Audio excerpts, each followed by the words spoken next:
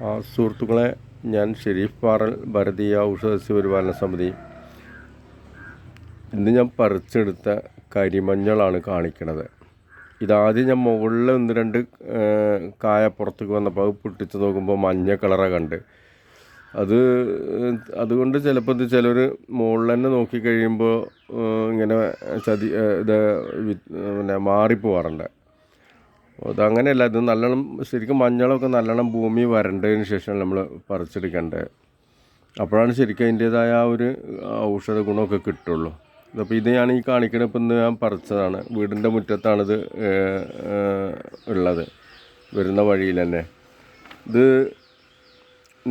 നീല കറുപ്പ് നിറത്തോട് ഒരു കൂടിയിട്ടുള്ള ഒരു ഇതാണ്. ഇത് അങ്ങനെ കാണണം കൊണ്ടോ, എങ്ങനെയാണ് ഇത് വരിക. ഇതിൽ ചിലതിപ്പോൾ ഒരു വെള്ള പോലെ കാണുന്നുണ്ടല്ലേ, അതിൻ്റെ ഭാഗത്ത് അങ്ങനെ കാണാറുണ്ട്. അത് എന്താണെന്നറിയില്ല. ശരിക്കും എൻ്റെ പട്ടുണ്ട്. പട്ടപ്പോൾ കാണിച്ചു തരാൻ ഞാൻ ഉണങ്ങിയിട്ടുണ്ട്. അതാണ് അതിൻ്റെ നടുക ഒരു നീല വര ഉണ്ടാവും, ഒരു പിന്നെ ഈ മഞ്ഞളുടെ പട്ടയുടെ നടുക. പിന്നെ അതേപോലെ പൂജകൾക്ക് പഴയ കാലത്ത് ഇത് ഉപയോഗിച്ചിരുന്നു. വലിയ ഫേമസ് ആണിത്. പക്ഷേ നമ്മൾ ഇതൊന്നും സംരക്ഷിക്കാൻ തയ്യാറില്ല. നമ്മൾ ഈ വിദേശികളുടെ മരുന്നിൻ്റെ പിന്നാലെയാണ്.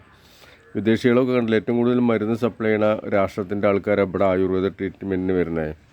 എന്നാൽ ഇവിടെ ഉള്ളവരിത് പഠിക്കാനും തയ്യാറല്ല. ഇത് മറ്റുള്ള ആളുകളുടെ കയ്യിലൊക്കെയാണ് കിട്ടിക്കണിച്ചാൽ അത് വലിയൊരു സംഭവമാക്കി മാറ്റും. അതുപോലെ ഇത് കൈവേഷം ഉണ്ടെങ്കിൽ ഇത് ഇങ്ങനെ മർത്തൊക്കെ വെച്ചാൽ ധനം കുമിഞ്ഞു കൂടുന്ന ഒരു പ്രചാരണമുണ്ട്. അതിലൊന്നും എനിക്ക് വലിയ വിശ്വാസമല്ല. പിന്നെ ക്ഷാമം ഉണ്ടാവില്ല എന്ന് പറയണു. നമുക്ക് ഒന്നിനും ഒരു പഞ്ചുണ്ടാവില്ല എന്നാണ് പറയണത്. ഈ കരിമഞ്ഞളിൻ്റെ പുറത്തെ തോട് ഇങ്ങനെ ഒരു തരം തവിട്ട് നിറമായിട്ടാണ് നമുക്ക് കാണാൻ പറ്റുക. കർപ്പൂരത്തിൻ്റെ വാസനയാണ് ഇതിന് വരിക, കരിമഞ്ഞളിന്. ഈ തമിഴ്നാട്ടിൽ ഇത് നല്ല പ്രചാരമുണ്ട്. ഈ ജോയിൻ്റ് വേദനയ്ക്ക് അരച്ചിടാം. പിന്നെ ഇത് ചിലർ പണപ്പെട്ടിയിൽ വെക്കാറുണ്ട്. തമിഴ്നാട് ഭാഗത്താണ് കണ്ടത്. പണപ്പെട്ടിയിൽ ഇതിൻ്റെ ഒരു കഷ്ണം ഇട്ട് വെക്കും. പണം കുമിഞ്ഞു കൂടുന്നൊക്കെയാണ് പറയണത്.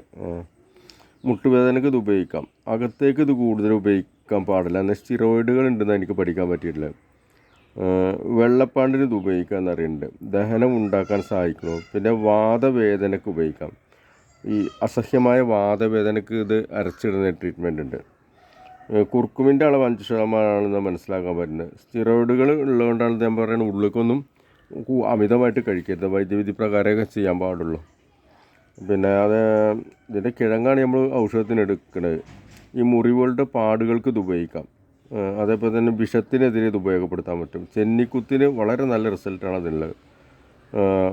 വേറെ സാധനം കൂടി മരുന്നും കൂടി ചേർത്ത് അരച്ചിട്ടുണ്ട്. ക്യാൻസർ ചികിത്സയിൽ ഇത് ഉപയോഗപ്പെടുത്തുന്നുണ്ട്. കരൾ വൃക്ക പ്രവർത്തനത്തിന് ഒരു ചെറിയ കഷ്ണം ഉള്ളിലേക്ക് വൈദ്യനിർദ്ദേശ പ്രകാരം കഴിക്കാം. അത് പിന്നെ വേദനയുള്ള മുറിക്ക് ഇത് ഇടാൻ പറ്റും. ഇതുപോലെ മഞ്ഞക്കൂവ കണ്ടിട്ടില്ലേ? മഞ്ഞക്കൂവ ചിലപ്പോൾ ഇങ്ങനെ മാറും. നീലക്കൂവ, മഞ്ഞക്കൂവല്ല നീലക്കൂവ, അത് ഇതുമായിട്ട് ചിലപ്പോൾ മാറാറുണ്ട്. തിരിച്ചറിയാൻ പ്രയാസമാണ്. അത് എത്ര നല്ല കഴിവുള്ള ആളുകളെ ഇയാൾക്ക് എന്താ അത് അറിയില്ലേ തോന്നും. അല്ല, അങ്ങനെ പ്രയാസങ്ങളുണ്ടായില്ല. നമ്മൾ ചിലപ്പോൾ സ്മെല്ലും ചിലപ്പോൾ ഒരേപോലെ കാണുന്നുണ്ട്. അപ്പോൾ നിലവിഞ്ഞാൽ ടെസ്റ്റ് ചെയ്ത് നോക്കിയാൽ അത് പിന്നെ ഞാൻ തിരിച്ചറിയാൻ എപ്പോഴും നിങ്ങൾ ആ പട്ടയുടെ നടുവിലുള്ള നീലവര നോക്കിയാൽ. ഈ കീമോ കഴിഞ്ഞ രോഗികളെ കൂടി ജീവിതത്തിലേക്ക് തിരിച്ചു കൊണ്ടുവരാൻ പറ്റുന്ന ഒരു ഔഷധമാണിത്. വെള്ളപ്പാണ്ടിന് നല്ല മരുന്നാണ്. പിന്നെ കെണുപ്പ് വേദനയ്ക്ക് അരച്ചിടാം.